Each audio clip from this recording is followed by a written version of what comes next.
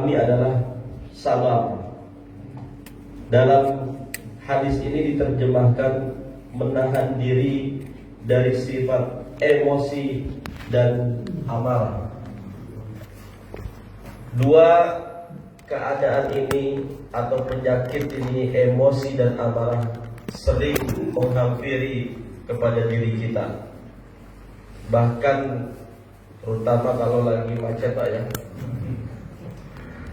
main salip-salipan, siapa yang cepat dia dapat gitu kan. Siapa yang nyonggel urusan gitu Pak. Tentunya sifat penyakit amarah ini terjadi di dalam kehidupan kita, bukan hanya saat macet, bahkan mungkin di rumah terjadi gitu Pak ya. Baik dalam keadaan capek, kemudian ada problem atau apa, maka ketika kita tertimpa penyakit ini, penyakit amarah, perlu kita tanamkan atau kita munculkan sifat halim ini, menahan amarah dan emosi. Jawabannya dengan Allah SWT, karena sesungguhnya ketika marah, akal seseorang itu bisa dibilang sebagian hilang atau lupa diri, sehingga yang muncul atau yang keluar dari kepribadian seorang itu tidak sesuai dengan pada biasanya ya. Bahkan mohon maaf ya, kata-kata nama-nama binatang biasanya muncul Pak kalau kita lagi emosi, betul Pak ya? Nama-nama yang ada di kebun binatang muncul Pak, harimau, gajah dan lain-lain. Sehingga sifat halim ini insya Allah tidak akan keluar nama-nama binatang tersebut ketika kita lagi marah ya. Karena sifat ini tergolong adalah sifat yang sangat dicintai oleh Allah Subhanahu wa taala. Kemudian banyak sekali terjadi ketika sifat amarah atau emosi ini ketika kita dalam keadaan lelah, baik terjadi pada diri kita ataupun seorang guru ya. Makanya jamaah menurut Allah Subhanahu wa taala, bagi kita yang berprofesi pendidik atau guru, baik di sekolah ataupun di tempat lainnya, maka jangan sampai tujuan kita agar anak ini pintar. Kalau dia tidak pintar, emosi kita gitu Pak ya. Tujuannya adalah memberikan ilmu. Pintar atau tidak, kita doakan, kita minta kepada Allah Subhanahu wa taala agar anak didik kita ini diberikan kemampuan untuk bisa pintar atau cerdas ya, dalam berpikir. Jamaah yang dimuliakan Allah Subhanahu wa taala, dalam hadis lain Rasulullah mengingatkan kita, laisa syadidu bisur'ati, innama syadidul ladzi yamliku nafsahu indal ghadab. Sesungguhnya orang yang kuat itu bukan orang yang bisa mengalahkan orang lain dalam arti bergulat Pak ya, berantem ya, main jotos-jotosan gitu Pak ya. Innama syadidul ladzi yamliku nafsahu indal ghadab. Akan tetapi orang yang kuat itu adalah orang yang bisa menahan dirinya saat ia dalam keadaan marah. Nah, jadi dalam hadis lain pun yang saya ingat artinya Pak, kalau kita dalam keadaan marah itu diminta untuk apa? Berwudu. Nah, karena amarah ini sifat siapa? Syaitan. Syaitan terbuat dari api. Api takluknya pakai apa? Air. Diwuduin muka kita, tangan semua berwudu seperti kita mau salat ya.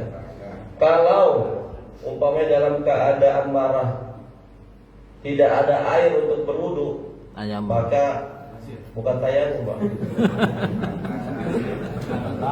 Sifat kita, posisi kita harus dirubah. Tidur. Duduk, tapi jangan kalau lagi duduk malah langsung berdiri, ya, itu salah. Ya. Kalau sudah duduk malah berbaring, nah, malah harus berbaring. Itu yang diajarkan Rasulullah. Ya.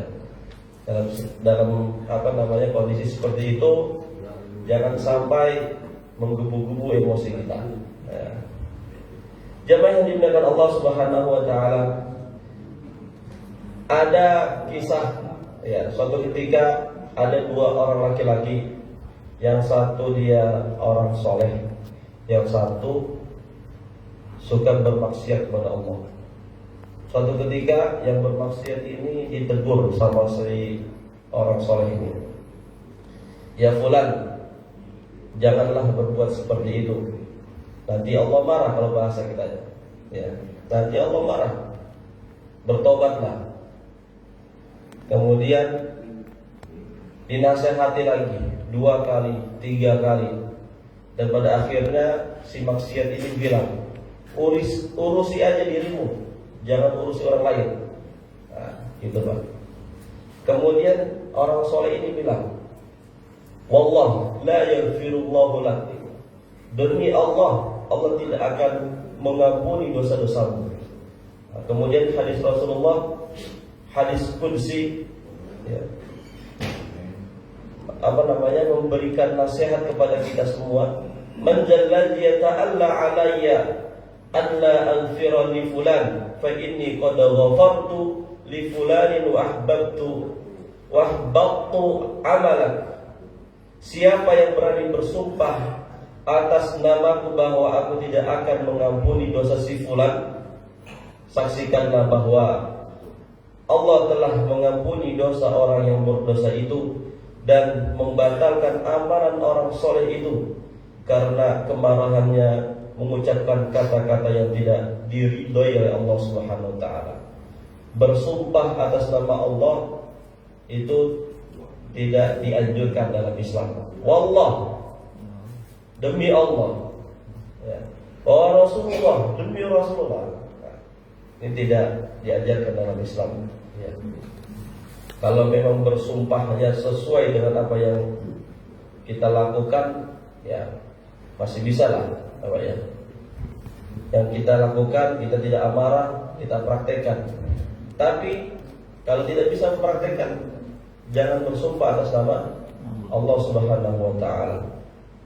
Jamaah yang dimuliakan Allah Subhanahu Wa Taala, adapun sifat yang kedua yang dicintai oleh Allah Subhanahu Wa Taala yaitu al-anah. Sifat al-anah ini, ya, kebalikan dari al-ajalah. Ya. Kalau al-ajalah yang kita pahami tergesa-gesa, tapi al-anah ini sebaliknya, tidak tergesa-gesa. Kebanyakan dalam diri seseorang atau dalam diri kita, ya, tergesa-gesa ini selalu muncul, Pak. Ya Allah, belum sholat ini, udah mepet waktunya, sehingga wudunya tergesa-gesa, sholatnya tergesa-gesa, ya.